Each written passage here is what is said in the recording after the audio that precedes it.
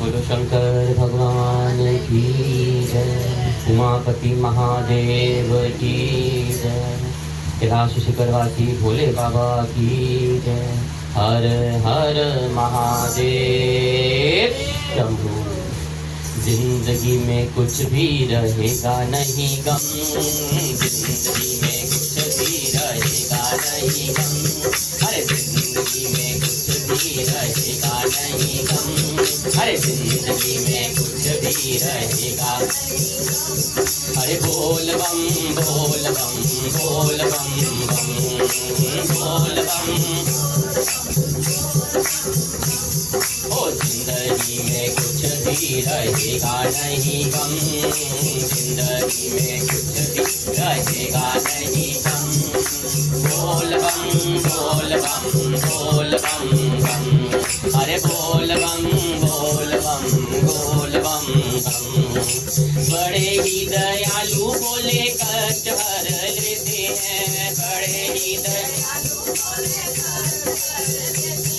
अरे बड़े ही दयालु बोले कष्ट हर लेते हैं।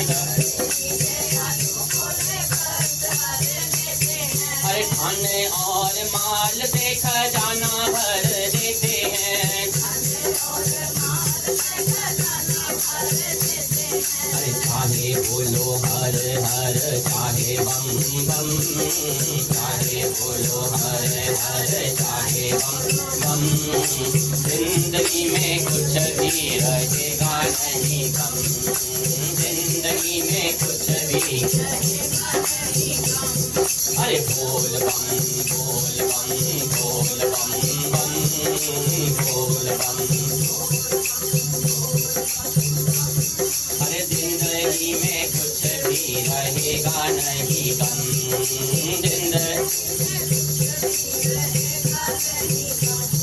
अरे मेरे भोलेनाथ की तो दुनिया दीवानी है, मेरे अरे मेरे भोलेनाथ की तो दुनिया दीवानी है। अरे भक्तों को भर देते बड़े वरदानी है, भक्तों को भर देते बड़े। अरे महाकाल बाबा तेरे हर लेंगे गम, महाकाल बाबा तेरे हर। अरे बोल बम बोल बम बोल बम बम बोल बम। अरे जिंदगी में कुछ भी रहेगा नहीं गम, जिंदगी में कुछ भी।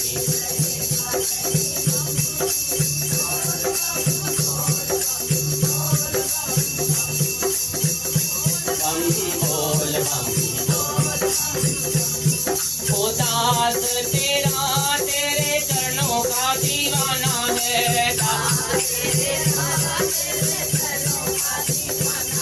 ओ दास तेरा तेरे चरणों का दीवाना है।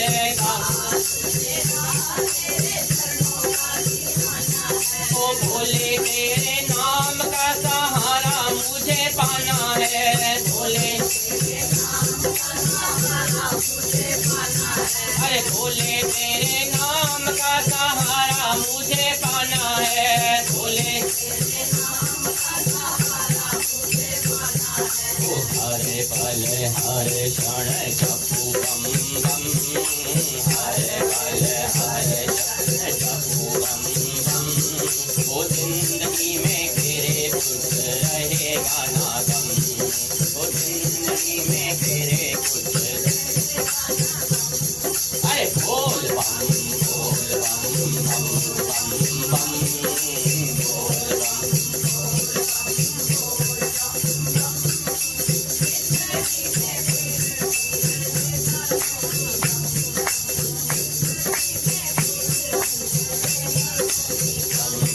अरे प्रेम भक्ति से मिलके पुकारो, प्रेम भक्ति से मिलके पुकारो, प्रेम भक्ति से मिलके पुकारो। भोले बाबा हमारे मिलेंगे, भोले तन से भक्ति भभूति भभूति रमाए, तल में भस्म भभूति रमा। ओ नाग गर्दन में धारे मिलेंगे, नाग गर्दन में धारे। ये प्रेम भक्ति से मिलके पुकारो, प्रेम भक्ति से मिलके पुकारो, प्रेम भक्ति से मिलके पुकारो, प्रेम।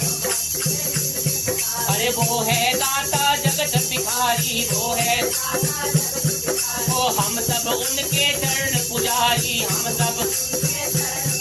अरे उनकी चौखट पे दुनिया वाले, उनकी चौखट पे दुनिया। अपनी झोली पसारे मिलेंगे, अपनी झोली पसारे मिलेंगे, अपनी झोली पसारे, अपनी झोली पसारे मिलेंगे। भोले बाबा हमारे मिलेंगे, भोले भोले बाबा हमारे मिलेंगे। अरे उनको न चाहिए मीठा मेवा, उनको न चाहिए वो, ना चाहिए किसी और की सेवा, ना चाहिए किसी। उनको चाहे अगर है पाना, उनको चाहे तो भक्ति रस के सहारे मिलेंगे, भक्ति रस के सहारे मिलेंगे, भक्ति रस के सहारे मिलेंगे। प्रेम भक्ति से मिलके पुकारो, भोले बाबा हमारे मिलेंगे, प्रेम भक्ति से मिलके पुकारो। ओ जिसने सच्चे दिल से पुकारा, जिसने सच्चे उनको देते भोले सहारा।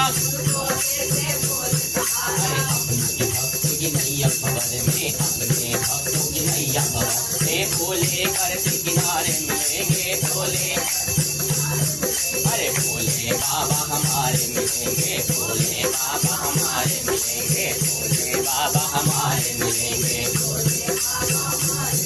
ओ सच्चे दिल से जिसने पुकारा, उसको देते भोले सहारा, सच्चे।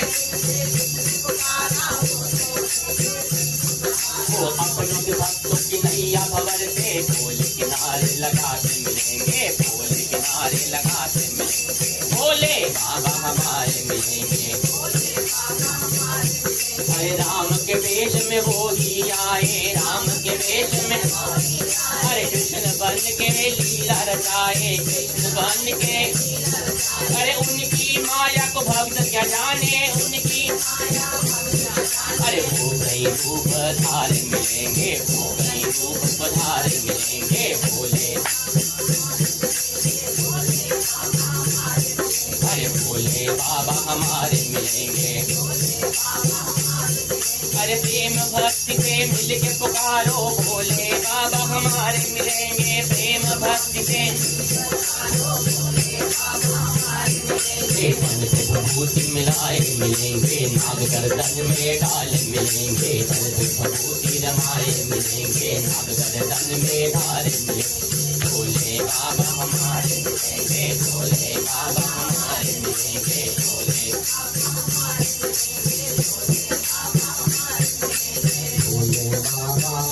हमारे मिलेंगे। बोले हर हर महादेव। बोले शंकर भगवान की जय। सावन मास की कथा का आज दूसरा दिन है और इस कथा का दूसरा अध्याय का हम श्रवण करने जा रहे हैं। जैसे कि कल हम लोगों ने कथा के अंत में देखा कि सनत कुमार जी ने भगवान भोले से जो आराधना की, जो प्रार्थना की, इस सावन मास में जो आपको सबसे 12 मास में सबसे प्रिय है उसका हमें वर्णन कीजिए, उसका महत्व बताइए और उसमें होने वाले क्या क्या व्रत हैं, तिथियां हैं, पुण्य हैं, उन सब का हमें वर्णन कीजिए कि क्यों आपको वो मास सबसे अधिक प्रिय है। जब भोले बाबा ने बताया कि मुझे श्रावण मास अधिक प्रिय है, उनके प्रश्न करने पर देवादिदेव भगवान शंकर कहते हैं कि हे महाभाग, आपने बहुत उचित बात करी। हे ब्रह्मपुत्र, आप विनम्र हैं, गुणी हैं, श्रद्धालु हैं, भक्ति संपन्न एक श्रोता। जैसे कल कथा में आया था ना कि जितना गुणवान श्रोता है वक्ता उतना ही ज्ञान प्रदान करता है। एक स्टूडेंट के ऊपर होता है ना, जितना अच्छा स्टूडेंट होगा टीचर उसको उतना ही अच्छा है। टीचर सारे उत्तम होते हैं, स्टूडेंट को ऐसे कथावाचक जो भी करते हैं प्रभु के गुण गाते हैं। अब लेने वाला सुनने वाला होगा तो वो आता है जैसी जनता बैठी होगी ना, वैसे ही ज्ञान मुंह से निकल, ये एक कनेक्शन वाइब्रेशन अपने आप जुड़ जाता है, क्योंकि पाने वाले का कितना बड़ा पात्र है ना, वो उतना ही बड़े पात्र से खींच रहा हो। भगवान कहते हैं कि हे अनग, आपने श्रावण मास के विषय में बड़ी विनम्रता पूर्वक जो पूछा है उसे, और जो आपने नहीं भी पूछा, जो आप शब्दों में बोल भी नहीं पाए, वह सब अत्यंत हर्ष और प्रेम के साथ मैं आपको बताऊंगा। द्वेष ना करने वाला जो सबका प्रिय होता है, और उसी प्रकार से जो विनम्र होता है, क्योंकि मैंने आपके अभिमानी पिता ब्रह्मा जी का 5वां मस्तक काट दिया था, तो भी आप उस द्वेष भाव को त्याग कर मेरी शरण को प्राप्त हुए। अतः हे तात, मैं आपको सब कुछ बताऊंगा, आप एकाग्रित होकर इसका श्रवण कर, एक ध्यान कर कि आप में जो द्वेष भाव ही नहीं है। वो द्वेष भाव क्यों बोला? क्योंकि कहते हैं कि शिव की दृष्टि से शत्रुपा ब्रह्मा की पुत्री सदृश थी। उनकी दृष्टि में जो ब्रह्मा की पुत्री थी वो शत्रुपा थी, इसलिए उन्हें यह घोर पाप लगा। उन्होंने क्रुद्ध होकर शिव जी ने ब्रह्मा जी का सिर काट डाला था, ताकि शत्रुपा को ब्रह्मा जी की कुदृष्टि से बचाया जा सके। इसीलिए आपके मन में वो चीज का भी एक द्वेष नहीं है, ईर्ष्या नहीं है, और आप ये जिज्ञासा लेकर मेरे पास पधारे। हे योगिन, मनुष्यों को चाहिए कि श्रावण मास में नियम पूर्वक, इस कथा में ना हर चीज श्रावण मास की इतनी उत्तम विधि से बताई जा रही है कि इसका अगर आप श्रवण भी करते हैं तो बहुत पुण्य प्राप्त होता है, और इसके अनुसार अगर आप इस श्रावण मास के नियमों को निभाते हैं तो उसकी तो तुलना ही नहीं की जा सकती। कि नियम पूर्वक नक्त व्रत करे और पूरे महीने भर प्रतिदिन रुद्राभिषेक अगर आप करते हैं, तो यानी अपनी प्रत्येक प्रिय वस्तु को इस मास में त्याग देना है। आपको सबसे प्रिय हो ना, उसका त्याग करना चाहिए करके। व्रत का मतलब ये खाना पीना छोड़ना नहीं होता है। आप रोटी छोड़ के कुट्टू खाते हो सारा दिन, कभी फूल खा लिया, कभी मेवा खा लिया, कभी दूध पी लिया, कभी छाछ पी लिया, फल खा लिए, आलू तल लिए, मखाने तल लिए, व्रत हो रहा है। व्रत नहीं हो रहा, चरत हो रहा है। सही है। लेकिन व्रत असल में वही होता है कि असली व्रत वो जिसका वो सबसे प्रिय हो ना, उसका त्याग कर दो। जो व्रत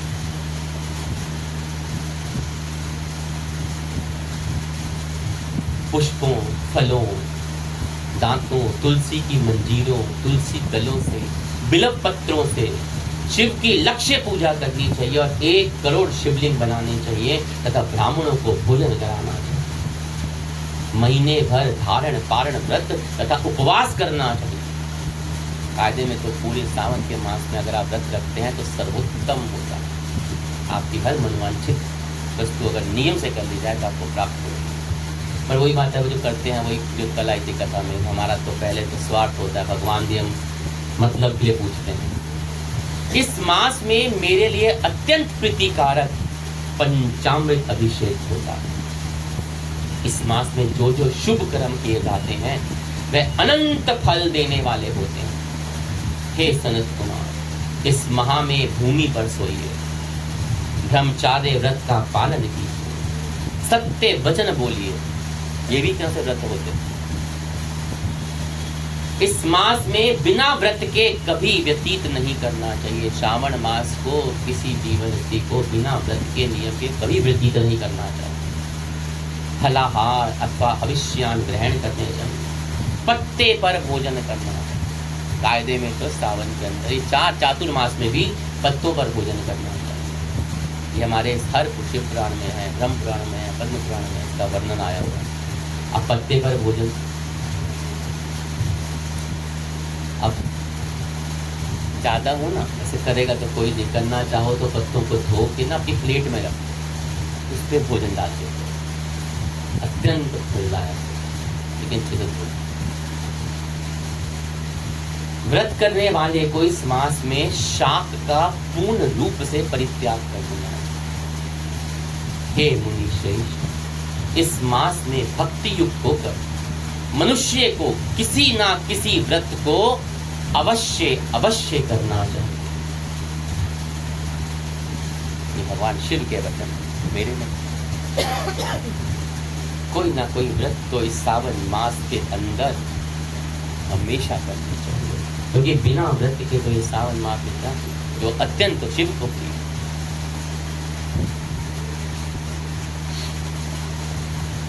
किस तरह का नियम कर लीजिए, आप भोजन छोड़िए, आप ये नियम ले लीजिए कि झूठ नहीं बोलेंगे, आप ये नियम ले लीजिए किसी को कष्ट नहीं देंगे, अपने किसी प्रिय वस्तु का त्याग कर दीजिए, निद्रा का भी त्याग करने का नियम हो जाता है।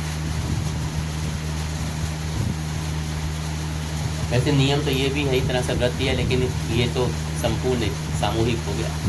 इसमें खुश मत हो जाना कि गुरु जी ने बता दिया तो चलो हम सब समझ आ रहे, हमारा हो गया। कुछ नहीं कर सकते ना, लहसुन प्याज का त्याग करो, मांस मदिरा लहसुन प्याज का त्याग करो। इतना भी शुरुआत में तो वही बड़ा होता है। लोग तो बहुत है सावन में नहीं खाते, क्योंकि तो लहसुन प्याज तामसी है, राक्षस भोजन आता है।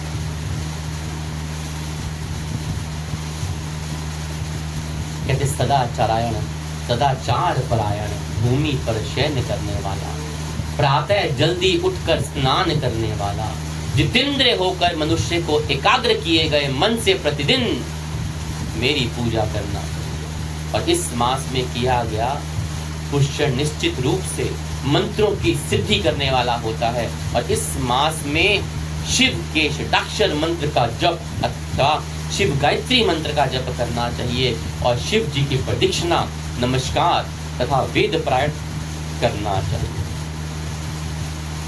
पुरुष सूक्त के पाठ अधिक फल देने वाला होता है। इस मास में किया गया गृह यज्ञ, कोटि होम, लक्ष्य होम, अयुक्त होम शीघ्र ही फलीभूत हो जाता है और अभिशिष्ट फल प्रदान करते हैं। जो मनुष्य इस मास में एक भी दिन, बहुत ध्यान से, जो मनुष्य इस मास में एक भी दिन व्रतहीन होकर व्यतीत करता है, मतलब जो व्रत नहीं करता, नियम नहीं करता, वह महाप्रलय पर्यंत तक घोर नरक में वास करता है। महाप्रलय पर्यंत तक घोर नरक में वास करता है। श्रावण मास मुझे जितना प्रिय है, जितना प्रिय है, उतना प्रिय कोई और मास है ही नहीं। जब बाबू ने बताया था ना मुझे श्रावण मास, कितने बताए थे, कितने कारण बताए थे। भगवान भोलेनाथ ने सनत कुमार को, मुझे मास इतना प्रिय क्यों? यह मास सकाम व्यक्ति को विशिष्ट फल देने वाला है और निष्काम व्यक्ति को मोक्ष प्रदान करने वाला। फल तो दोनों को मिलता। सकाम मतलब जिसने किसी इच्छा से इस व्रत को किया हो सावन के, और निष्काम मतलब जिसने सिर्फ प्रभु भक्ति परायण होकर इसने किया। तो एक को उसकी इच्छा प्रदान कर देता है और एक को मोक्ष प्रदान कर देता है। लोग सोचते हैं कि सावन का व्रत तो सिर्फ साधु सन्यासियों के लिए है, महात्माओं के लिए है। ना, गृहस्थियों के लिए बहुत ज्यादा है। करके देखिए, नियम अत्यंत फलदायक होते हैं। अब एक बार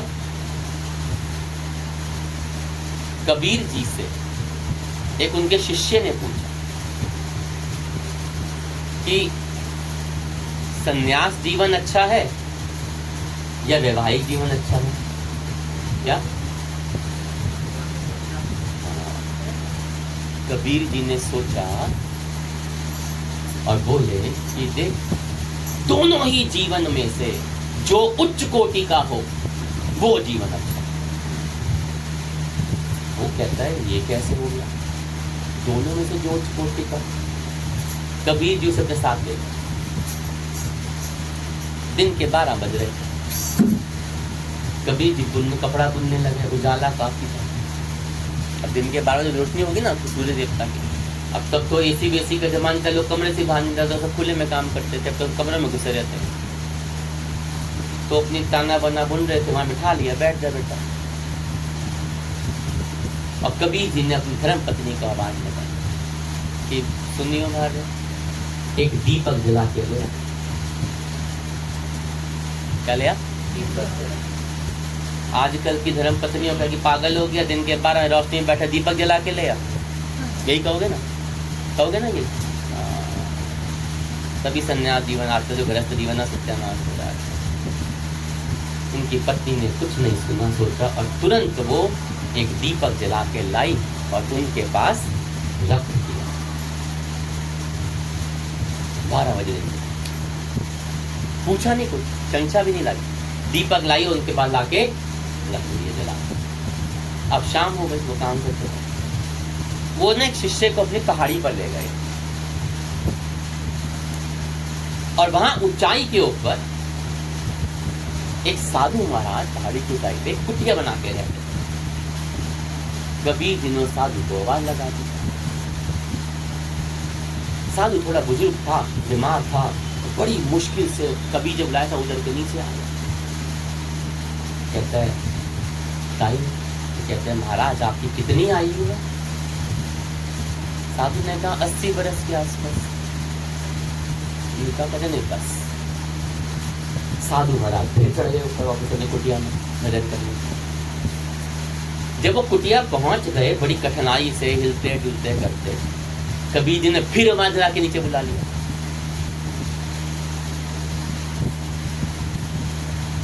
महाराज फिर नीचे आ गए। कबीर जी कहते हैं प्रभु यहाँ पे कितने दिन से निवास कर रहे हो इस कुटिया में? उन्होंने कहा कबीर जी लगभग 40 वर्ष हो गए मैं ऐसी कुटिया में रह रहा हूँ, अकेला रहता हूँ, प्रभु भजन करता है, जो मिलता है खा लेता। फिर चले गए। बड़े मुश्किल से हिलते डुलते सहारा लेके, बीमार भी थे, पहुंच गए। जब पहुंच गए कबीर ने फिर बुला लिया नीचे। वो बेचारे फिर आ गए।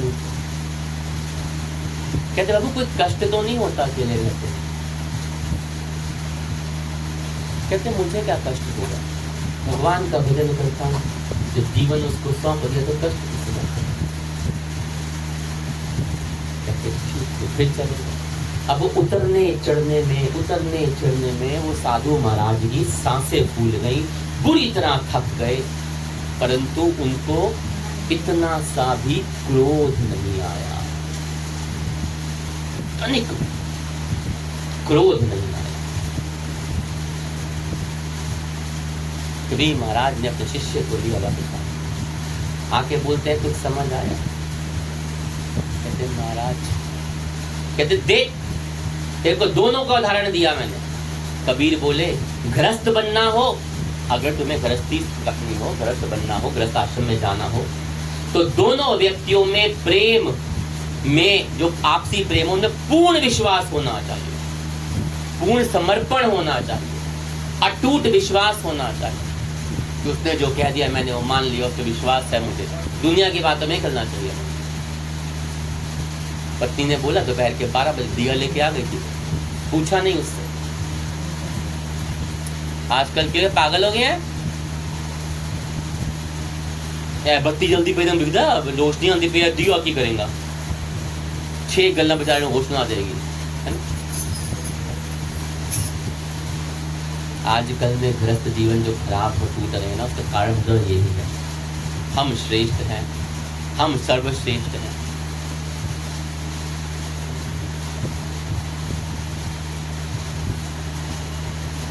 कहते और अगर सन्यासी बनना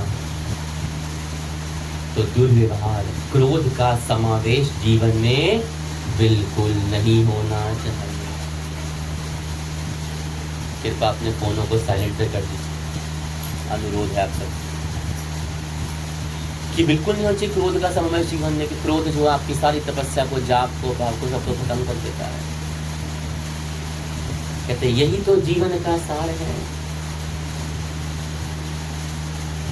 तो जो दोनों में सर्वश्रेष्ठ उच्च कोटि का है वो ही सर्वश्रेष्ठ है।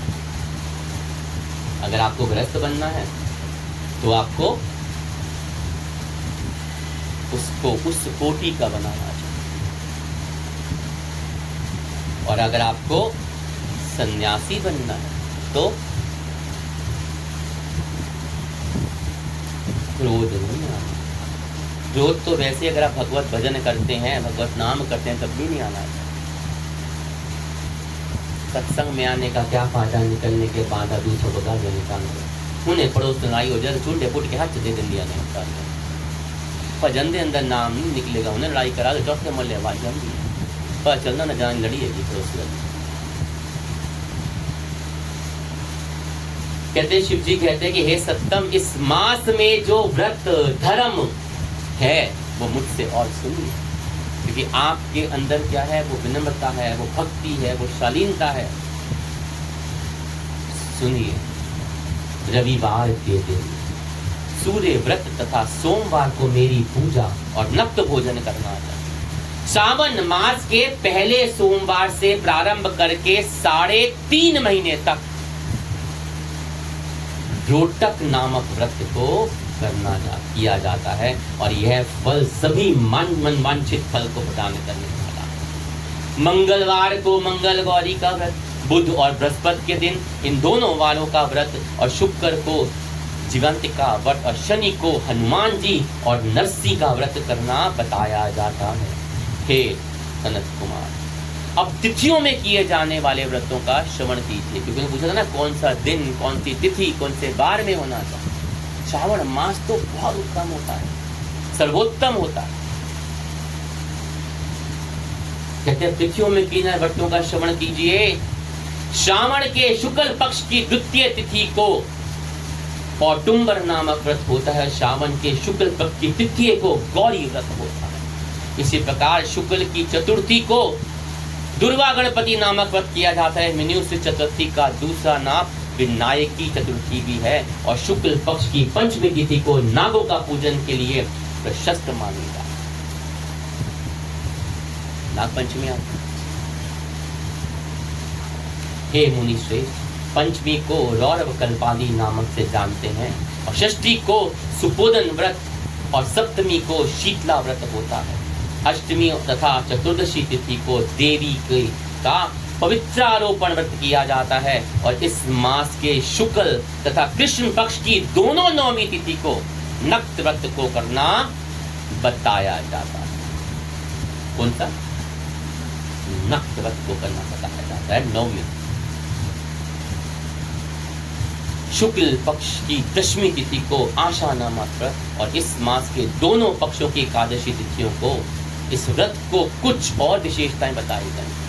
कहते शुक्ल पक्ष की जो श्रावण की एकादशी आती है, दोनों उसकी तो महिमा बहुत अलग बताई जाती। श्रावण मास के शुक्ल पक्ष की द्वादशी को श्री विष्णु का पवित्र रोपण नामक व्रत करना चाहिए। द्वादशी को भगवान श्रीधर की पूजा करके मनुष्य परम गति को प्राप्त हो जाता है। बोलिए हर हर महादेव। उत्सर्जन, उपाक्रम, समाधि तथा सभा के उपाक्रम, इसके बाद रक्षाबंधन, पुनः श्रवणाक्रम, सर्पबलि और हयग्रीवी का बता रहे 7 कर्म इस पूर्णमासी तिथि को करने हेतु बताए गए हैं। पूर्णमासी पूछा था ना उन्होंने तदन तुम्हारे कौन कौन सा जो हमें तिथियों पर जो कर्म भी करने चाहिए। श्रावण मास के कृष्ण पक्ष की चतुर्थी को संकट चतुर्थी व्रत कहा गया, और श्रावण मास के कृष्ण पक्ष की पंचमी तिथि के दिन मानव कल्पादी नाम को व्रत को जानना चाहिए। हे द्विजोत्तम, कृष्ण पक्ष की अष्टमी तिथि को श्री कृष्ण का पूर्ण अवतार हुआ था, और इस दिन उसका अवतार होगा अंत महान उत्सव के दिन इस व्रत को करना, जिसे हम कहते हैं जन्माष्टमी। हे मुनि श्रेष्ठ, इस अष्टमी को मनवादी तिथि से जानना चाहिए। बोलिए शंकर भगवान की जय। श्रावण मास की मत्स्य तिथि को पीठोरावत कहा जाता है, और तिथि में कुशों का ग्रहण कर ऋषभों की पूजा की जाती है। इस मास में शुक्ल पक्ष की प्रतिपदा तिथि को लेकर सब तिथियों के पृथक पृथक देवता है। प्रतिपदा तिथि के देवता अग्नि, द्वितीय तिथि के देवता ब्रह्मा, तृतीय की गौरी, चतुर्थी के गणपति, पंचमी के नाग देवता, षष्ठी के देवता कार्तिकेय हैं, सप्तमी के देवता सूर्य, अष्टमी के देवता स्वयं भगवान शिव, नवमी की देवी दुर्गा, दशमी के देवता यम और एकादशी तिथि के देवता विश्व देवा कहे गए हैं। द्वादशी के विष्णु और त्रयोदशी के देवता कामदेव है। चतुर्थी के देवता शिव, पूर्णिमा का देवता चंद्रमा और मत्स्या के देवता पितृ हैं। ये सब तिथियों के देवता कहे गए हैं। सनत कुमार ने जो पूछा उसका उत्तर दिया, जिस देवता को जो तिथि उस देवता की हो उस तिथि में उनका पूजन करना चाहिए। प्रायः इस मास में अगस्त्य का उदय होता है। हे मुने, मैं उस काल को बता रहा हूँ, आप एकाग्रचित्त होकर के सुनिए। बोलिए हर हर महादेव। सूर्य की सिंह राशि में प्रवेश करने के दिन से जब 12:40 घड़ी व्यतीत हो जाती है तो अगस्त्य का उदय हो जाता है। उसके 7 दिन पूर्व से अगस्त्य को अर्घ प्रदान करना चाहिए। बोलिए हर हर महादेव।